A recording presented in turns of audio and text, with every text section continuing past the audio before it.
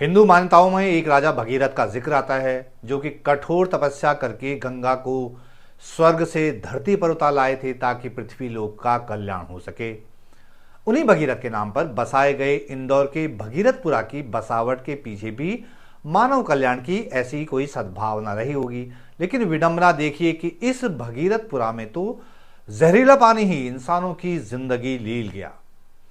हमारे सरकारी सिस्टम में क्या क्या खामियां हैं, कहां कहां लूप होल्स हैं, इसका पता कई बार तभी चलता है जब कोई बड़ा हादसा हो जाता है या कोई बड़ी त्रासदी हो जाती है। जैसे देश के सबसे स्वच्छ शहर का दर्जा प्राप्त करने वाले इंदौर में हुआ।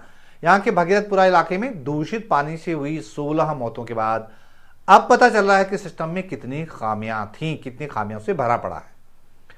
मीडिया रिपोर्ट बता रही है कि इंदौर के लोग पिछले 6 महीने से गंदे पानी की 311 महापौर हेल्पलाइन में शिकायत कर रहे थे, लेकिन नगर निगम के अफसरों ने कोई एक्शन ही नहीं लिया। वहीं इंदौर के लोगों ने सीएम हेल्पलाइन पर भी शिकायत दर्ज कराई थी अपनी। इसमें भगीरथपुरा वार्ड के लोगों ने 11 शिकायतें मुख्यमंत्री तक पहुंचाई थी। इसके बाद भी अफसरों ने उन्हें गंभीरता से नहीं लिया।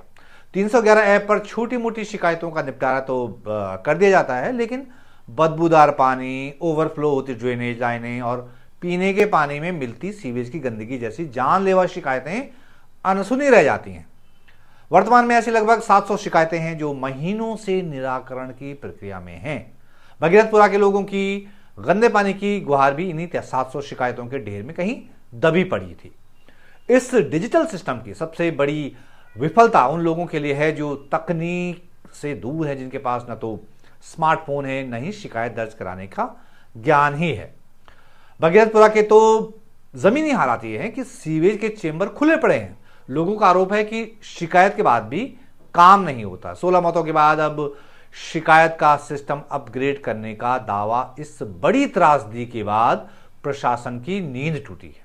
311 हेल्पलाइन की जिम्मेदारी अब आईएएस अर्थ जैन को सौंपी गई है, जिन्होंने सिस्टम में बड़े सुधारों का दावा किया है। मीडिया रिपोर्ट्स में स्मार्ट सिटी के सीईओ अर्थ जैन के हवाले से कहा गया है कि हमने सिस्टम की खामियों को पहचान कर उसे अपग्रेड किया है। अब हर छोटी बड़ी शिकायत पर गंभीरता से काम होगा और उसका निराकरण के बाद भी टीम शिकायतकर्ताओं के संपर्क में रहेगी। जहां तक सीएम हेल्पलाइन की बात है तो यहां आई शिकायतों के आंकड़े बताते हैं कि प्रदेश में गंदा पानी की सप्लाई होने की सबसे ज्यादा शिकायतें इंदौर के लोगों ने ही की हैं। यहां से 100 अलग अलग समय पर लोगों ने ये शिकायत सीएम हेल्पलाइन में दर्ज कराई थी। जिस भगीरथपुरा में दूषित पानी से 15 लोगों की जान ले ली, उस वार्ड के लोग 11 शिकायतें मुख्यमंत्री तक भेज चुके थे। इसके बावजूद अफसरों ने गंभीरता से नहीं लिया। खास बात तो यह कि इंदौर 100 में से 80 शिकायतें सहायक यंत्री के स्तर पर लंबित पड़ी हैं, यानी नगर निगम में जल यंत्री से लेकर कमिश्नर तक ने इस तरफ ध्यान नहीं दिया। मीडिया रिपोर्ट के मुताबिक इसके अलावा सीवर से जुड़ी 550 शिकायतें सीएम हेल्पलाइन में दर्ज कराई गई हैं, जिनका समाधान नहीं हो पाया। दूसरे नंबर पर ग्वालियर है। यहां से गंदे पानी की सप्लाई की 59 शिकायतें सीएम हेल्पलाइन में की गई थी। इसमें से 47 शिकायतें उस अफसर के समक्ष लंबित हैं जिसे समाधान करना है। तीसरे नंबर पर रीवा और चौथे नंबर पर रतलाम है। रतलाम के 18 मोहल्लों में दूषित पानी की सप्लाई की 24 शिकायतें मुख्यमंत्री हेल्पलाइन में की गई थी, लेकिन समाधान नहीं हुआ। इसमें से 22 शिकायतें उस अफसर के समक्ष लंबित हैं जिसे समाधान करना है। शहर के 18 मोहल्ले के लोगों ने कलेक्टर की जन सुनवाई में पहुंचकर शिकायत दर्ज कराई है, लेकिन नगर निगम के अफसरों ने समस्या का समाधान करने की रिपोर्ट पेश कर दी। 15 नगर निगम 69% शिकायतें आगे ही नहीं बढ़ पाई। सीएम हेल्पलाइन में दर्ज 322 शिकायतों में से 229 शिकायतें प्रारंभिक स्तर पर उनका समाधान ही नहीं हुआ, यानी जो शिकायतें मुख्यमंत्री कार्यालय तक पहुंची उन्हें भी गंभीरता से नहीं लिया गया। इसमें से 42 शिकायतें जल यंत्री के समक्ष लंबित हैं। केवल जबलपुर में 16 में से 4 शिकायतें कमिश्नर लेवल पर पेंडिंग हैं।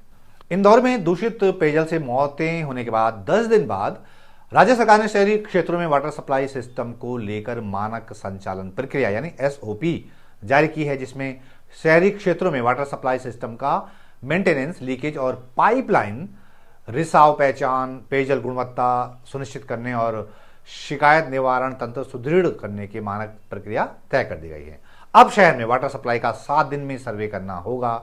सघन आबादी वाले क्षेत्रों में बिछी हुई 20 साल से ज्यादा पुरानी पाइपलाइन को चिन्हित करके रिसाव को 48 घंटे के भीतर सुधारना होगा। विधानसभा में 2019 में को पेश कैग रिपोर्ट में यह खुलासा हुआ था कि भोपाल इंदौर के 8.95 लाख लोगों को गंदा पानी मिला। इससे भोपाल के 3.62 लाख और इंदौर के 5.5 लाख लोग करीब शामिल हैं। रिपोर्ट में यह भी लिखा गया है कि ओवरहेड टैंक नियमित साफ नहीं किए जा रहे हैं। इसके बाद भी नगर निगम ने कोई एक्शन नहीं लिया। कैग रिपोर्ट के मुताबिक 2013 से 2018 के बीच भोपाल और इंदौर नगरीय क्षेत्र में 4,481 पानी के नमूने पीने लायक नहीं पाए गए। स्वतंत्र जांच में 54 नमूनों में से 10 खराब पाए गए। उनमें से गंदगी और मल कॉलिफॉर्म था। इसके जवाब में सरकार ने स्वीकार किया था कि दूषित पानी पीने से लगभग 5.5 लाख लोग बीमार हुए हैं। बता दें कि मध्य प्रदेश सरकार ने एशियन डेवलपमेंट बैंक से 4 बड़े शहर भोपाल, इंदौर, जबलपुर और ग्वालियर में पानी के प्रबंधन के लिए $200 मिलियन यानी 906 करोड़ रुपए का कर्ज 25 साल के लिए लिया था। यह पैसा शहरों में पानी की आपूर्ति को बढ़ाने और उसकी क्वालिटी सुधारने के लिए था। प्रोजेक्ट के अनुसार हर किसी को पर्याप्त और साफ पानी मुहैया कराने का टारगेट रखा गया था।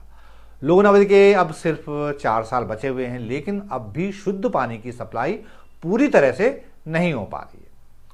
अब मध्य प्रदेश सरकार ने सभी 16 नगर निगम और 413 नगरीय निकायों के लिए एसओपी जारी कर दिए फिर से। इसके मुताबिक सभी को अगले 7 दिनों में पेयजल सप्लाई करने वाली पाइपलाइन की जांच करनी है। वैसे ये सांप निकलने के बाद लकीर पीटने जैसा है।